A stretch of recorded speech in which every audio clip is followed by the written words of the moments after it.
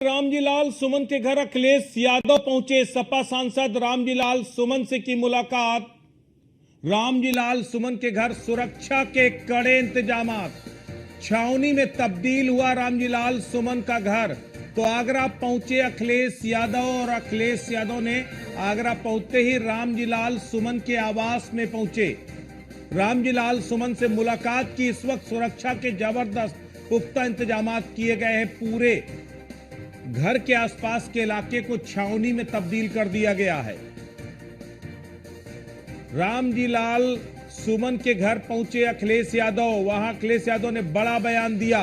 रामजी लाल सुमन के घर हमला सुनियोजित तरीके से किया गया था। संविधान हमारी संजीवनी, अखिलेश यादव ने सीधे तौर पर कहा। हमला करने वालों को सरकार का समर्थन था।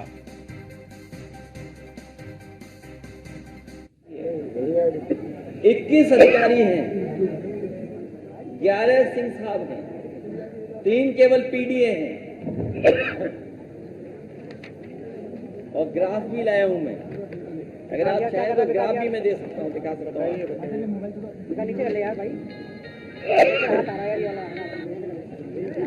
अगर आप चाहोगे तो मैं ग्राफ भी दिखा सकता हूं। मैं जानता हूं कई चैनल अपने आप ग्राफ को कवर कर रहे हो। ये ग्राफ है। फ्रंट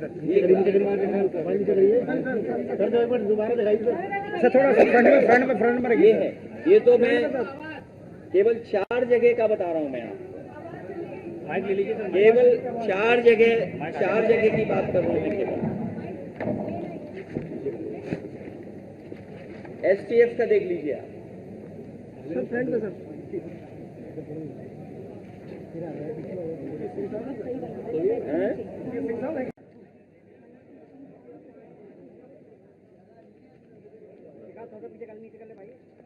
इसलिए मैं कहना चाहता हूं, जो बात मैंने पहले कही मैं फिर कहता हूं।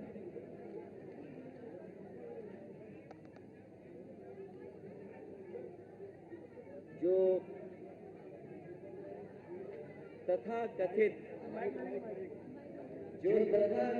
शक्ति प्रदर्शन आगरा में हुआ था, वो दिल्ली वाले लखनऊ वालों के बीच के सत्ता संघर्ष से उपजा। मनमानी की मनसबदारी का दौर अब नहीं चलेगा, क्योंकि अब बाबा साहब भीमराव अम्बेडकर जी का संविधान है। संविधान ही सर्वोपरि ही रहेगा, पहले भी था और आगे भी रहेगा। आगरा वासियों को आगे आकर के हिंसात्मक राजनीति का विरोध करना चाहिए। हम लोग तो विरोध कर ही रहे हैं, लेकिन आपके माध्यम से मैं आगरा वासियों से भी अपील करूंगा कि इस हिंसात्मक राजनीति का विरोध करना चाहिए, क्योंकि अगर आगरा का अमन चैन बिगड़ा और दुनिया भर में इसकी चर्चा हुई तो अंतर्राष्ट्रीय स्तर पर आगरा की छवि खराब होगी और पर्यटक यहां आने से कतराएंगे, जिसका सीधा असर आगरा के लोगों के काम कारोबार पर पड़ेगा और स्थानीय अर्थव्यवस्था बुरी तरह प्रभावित रहेगी। जिन लोगों ने केवल नफरत की राजनीति के लिए मुगल म्यूजियम का नाम बदल दिया, छत्रपति शिवाजी महाराज जी के नाम पर किया, अगर उनके नाम पर किया, किसी ने विरोध नहीं किया, हम लोगों ने भी विरोध नहीं किया। वो दुनिया का सबसे बड़ा आर्किटेक्ट, उसके माध्यम से वो बन रहा था, लेकिन क्योंकि समाजवादी लोग बना रहे थे, इसलिए वो म्यूजियम आगे भी नया बढ़ा, वैसा का वैसे दिखाई दे रहा है। उस म्यूजियम को बढ़ाया भी नहीं इन्होंने। जिस शहर को स्मार्ट सिटी बनाना था, वो शहर जाम में फंस गया, उलझ गया जाम में। जिस नदी के बारे में कहा कि हम यमुना साफ कर देंगे, यमुना नदी साफ हो जाएगी, मां गंगा को साफ करेंगे। आपके सामने है यमुना नदी को कितना साफ किया, मां गंगा को कितना साफ किया। ये जो मेट्रो का विकास भी दिख रहा है ये समाजवादियों की देन है। इसी तरह बड़े पैमाने पे इन्वेस्टमेंट आए, यार क्या करो भाई, बहुत बड़े देश के एक उद्योगपतियों को लाने के लिए, एक बड़ा शहर बसाने के लिए संजय खान जी को भी हम लोग लेकर के आए थे, जमीन उपलब्ध करा दी थी। लेकिन सरकार की जो नियत और मंशा है उसके तहत काम कर करके उनका भी काम रोक दिया, आज तक नहीं हो पा रहा है। इसलिए मैं आपसे कहना चाहता हूं कि ये जानबूझ करके पीडीए परिवार को और खासकर आदरणीय रामजी और सुमन जी को अपमानित करने के लिए काम किया, समाज में जहर घोलने इसलिए काम किया गया था, अपनी नाकामियों को छिपा ले इसलिए काम किया गया था। आज के लोकतांत्रिक देश में कोई नंगी तलवारें नहीं घुमा सकता, नंगी तलवारें और किस तरह का भाषा और व्यवहार का इस्तेमाल हुआ है जो आज भी सोशल मीडिया पे चल रहा है। और तब जब रामजी और सुमन जी ने, जो हमारी पार्टी के वरिष्ठ नेता हैं, उनकी कही हुई बात हाउस के रिकॉर्ड से निकाल दी गई, अगर रिकॉर्ड से जो बात निकाली गई वो किस तरीके से सर्कुलेट की गई सोशल मीडिया पे, ये जिम्मेदारी विपक्ष के लोगों की नहीं है। भविष्य में भी अगर कोई बात सदन में कही जाए, और सदन कम से कम वो प्लेटफॉर्म है जहां अपनी बात रखी जा सकती है, जहां एक पक्ष कहा जा सकता है, दूसरा पक्ष भी कहता है, और इतिहास में कई ऐसे उदाहरण हैं जहां सदन में न जाने कितनी बातें कही गई हैं, लेकिन सरकार की जिम्मेदारी बनती थी उसको नहीं फैलाए। लेकिन सरकार जानबूझ करके भोले भाले लोगों को कठपुतली बना करके उनसे राजनीतिक लाभ लेना चाहती थी, उसमें कामयाब नहीं होंगे। पीडीए परिवार जागरूक हो गया है और आगरा में हम लोग संकल्प लेते हैं कि न्याय का राज के साथ साथ सामाजिक न्याय के राज की स्थापना के लिए हम पीडीए परिवार के लोग एकजुट होकर के लगातार काम करते रहेंगे। मुझे याद है इस सरकार की नीयत, जिस समय 17 में सरकार बनी थी, उस समय जो आरक्षण व्यवस्था लागू थी वो आरक्षण व्यवस्था अलग तरह से लागू थी। सुप्रीम कोर्ट के निर्देश और फैसले के बाद आरक्षण व्यवस्था और तरीके से लागू की गई थी। मुझे याद है कि जो मेरिट से भर्ती हुए थे नौजवान, उनका रिजल्ट कोर्ट में उलझा हुआ था। कोर्ट से जब फैसला आया और रास्ता साफ हुआ तो रिजल्ट डिक्लेयर हो गया, क्योंकि रिजल्ट पुरानी आरक्षण व्यवस्था के तहत हुआ था। इसलिए बड़े पैमाने पर पिछले दलित बच्चे जनरल में नौकरी पा गए थे, लेकिन इस सरकार ने 4 दिन बाद रिजल्ट बदल दिया और उसका परिणाम यह हुआ कि पिछले दलित और आदिवासी बच्चे जो जनरल में आ गए थे उन्हें अपनी कैटेगरी में भेजा गया, और उस कैटेगरी भेजने की वजह से 1700 बच्चे पिछड़े और दलित और आदिवासी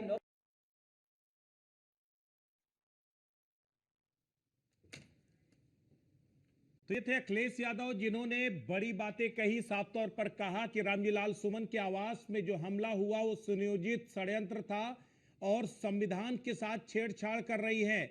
सबसे बड़ी बात यह है कि करणी सेना के इस विरोध प्रदर्शन को भी अखिलेश यादव ने सीधे तौर पर कहा कि वो कहीं और से ऑपरेट हो रहा था, वो दिल्ली दरबार से ऑपरेट हो रहा था। तो तमाम संगीन आरोप अखिलेश यादव ने लगाए हैं और साफ तौर पर आगरा वालों से भी अपील किया है कि जिस तरह की हिंसात्मक राजनीति हो रही है इसको दरकिनार करें।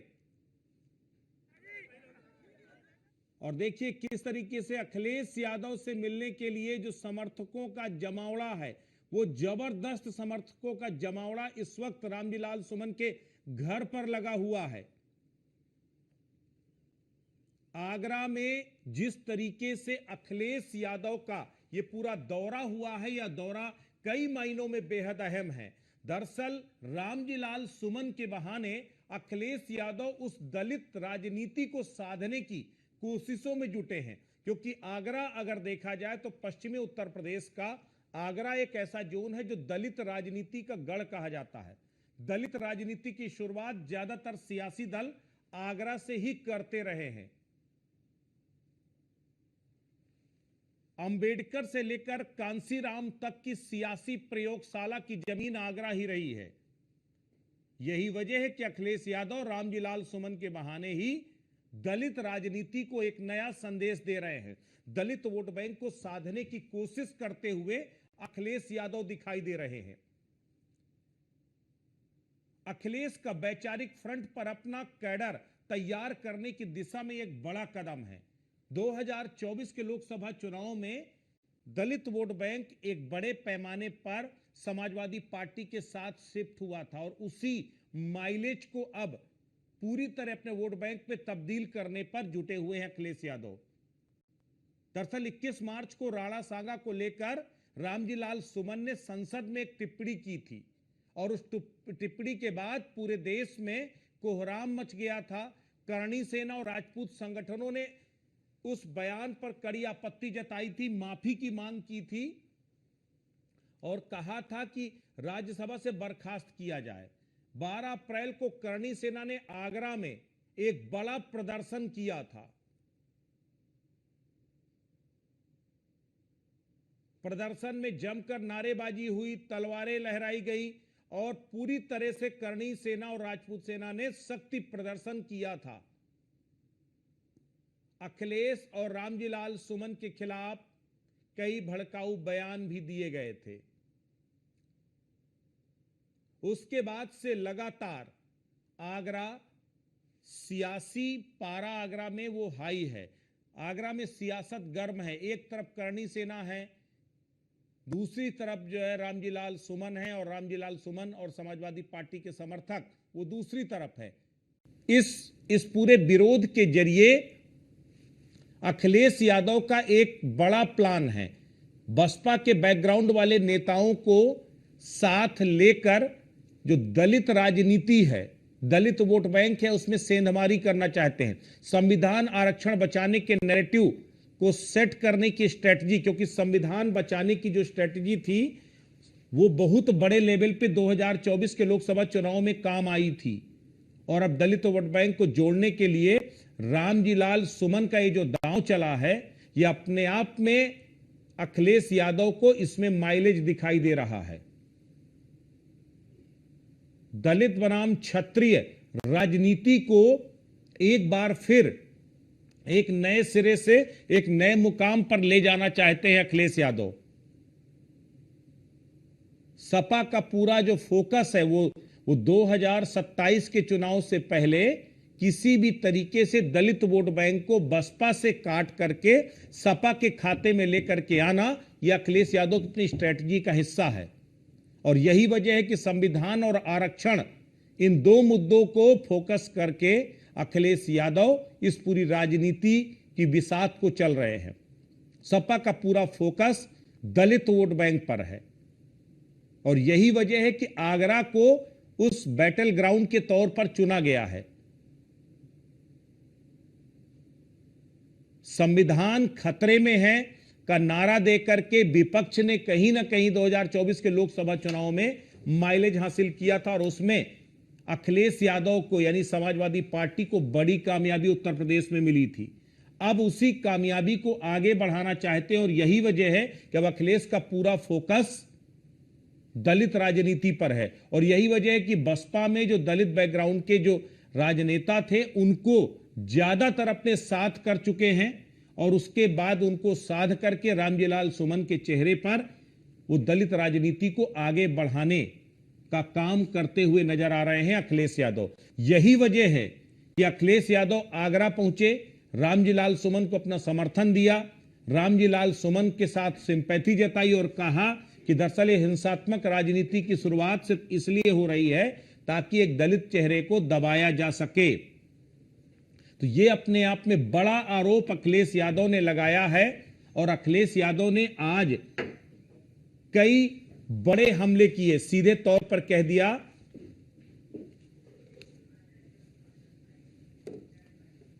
और इसी खबर पर ज्यादा जानकारी के लिए हमारे साथ आगरा की ब्यूरो चीफ रिंकी उपाध्याय हमारे साथ लाइव जुड़ रही हैं। रिंकी, रामजी लाल सुमन के घर अखिलेश यादव का पहुंचना, दलित राजनीति को एक नई धार देना, इस जो सनसनीखेज आरोप लगाए हैं, इन सब के क्या सियासी मायने निकाले जाने चाहिए? जिस तरीके से हमने यहाँ पर 2027